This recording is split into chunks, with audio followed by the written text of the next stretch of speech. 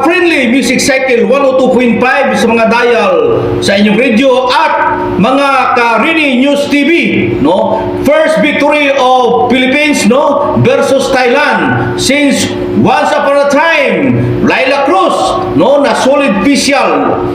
Ang Pilipinas, no, from being last pleaser last year to come back in a Final Four in BTB Cup 2025, no? Road to the second Vietnam Volleyball Cup medal ang Pilipinas na trending ngayon, no? This is Rini News TV. No? Sa wakas, before that, please like and follow our Facebook page para ma-notify kayo sa ating mga gagawing mga tinatawag na mga video. So, ang Pilipinas noon nag-trending, no? This is your Rini News Tiger TV, mga kaibigan. So, bago natin yan pag-usapan, huwag mong kalimutang mag-subscribe para mag-notify kayo sa ating mga gagawing mga Facebook video at sa mga YouTube video, mga kaibigan. So, mga ka-Pilipino volleyball trends from being the last placer last year, so nakabalik na sa Final Four, no? 2025 BTB Cup ang Pilipinas, yan ay matapos ang 3 sets victory ng Alas Pilipinas against under 21 na powerhouse team na Thailand sa score na 25-17, 25-21, 25-21 na ginawa ng Pilipinas ang kanilang makakaya para gulangan ang mas batang Thais sa kanilang laban sa quarterfinal sa BTB Cup. Sinamantala nga ng Alas na hindi ang usual powerhouse team ang kanilang nakaharap at finally ay nanalo na ang Pilipinas kontra sa Thailand in an international tournament noong nakaraang taon nga ay magtapos sa ikawalong pwesto ang Pilipinas, no? Last placer tayo. Participating teams, no?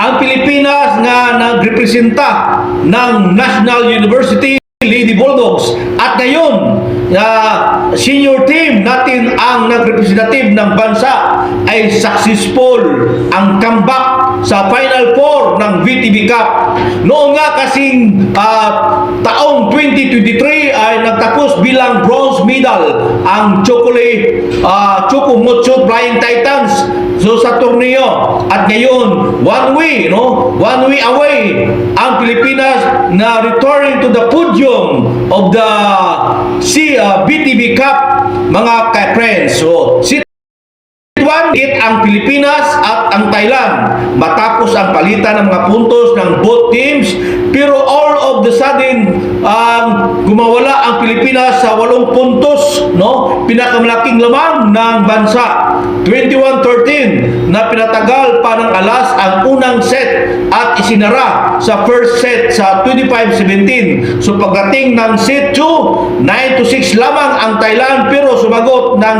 6-0 run ang Pilipinas at nagsimula sa services ni Brock Van Sickle. Kaya naman ay gumagawa ang Pinas ng 12-9 na sa gitnang part ay nagkaroon ng double sub kung saan ipinasok sila si Tia Andaya at Iya Laure para kina Gia de Guzman, Laila Cruz nga kahabol, no, nakahabol ang Thailand sa 3.3 lead ang Alas, no, to tie 21 all. Hindi na binalik sila Gia de Guzman at si Laila Cruz at sumagot ng 4-0 run ang Alas Pilipinas at ang set 2 ay isinara ang service ace ni Iya Laure sa 25-21.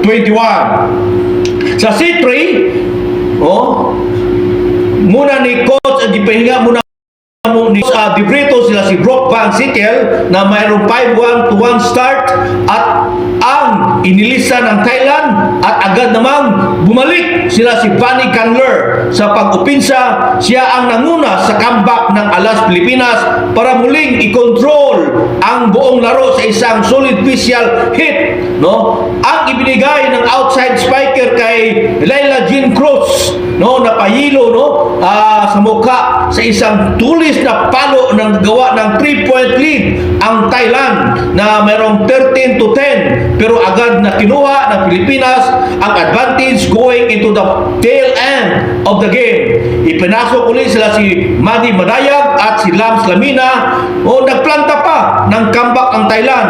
So at the end, pero kinapos sila dahil sa laki ng lamang ng Alas Pilipinas 25-21, and the Philippines successfully sweep, no, ang Thailand after a very long time in the International Women's Volleyball Tournament. Dahil sa panahon ito ay aabanti nga sa semifinals ng VTV Cup 2025 ang bansang Pilipinas at makalaban nila ang Kurabia team mula sa Russia, at makatapat nila ang reigning VTV Cup most valuable player nga si Elizabeth Tabnes Tiruba, no? So, ka-friends, like and follow para sa ating mga gagawing mga video para ma-notify kayo, no? Para updated kayo sa women's volleyball. And shout out sa ating doktora ng masa, Doktora Mikmik Kalida. And shout out kang Raymond Micator at kang Arman Entrina. This program is brought to you by Tubig sa Injan Tanglad ng Art Noah Marketing at Essential, no, sa Injan Tanglad, at ang Don Chicote Corn Coffee, no, at ang MRS Herbal Oil by Marlon Gayog. Thank you, bye-bye.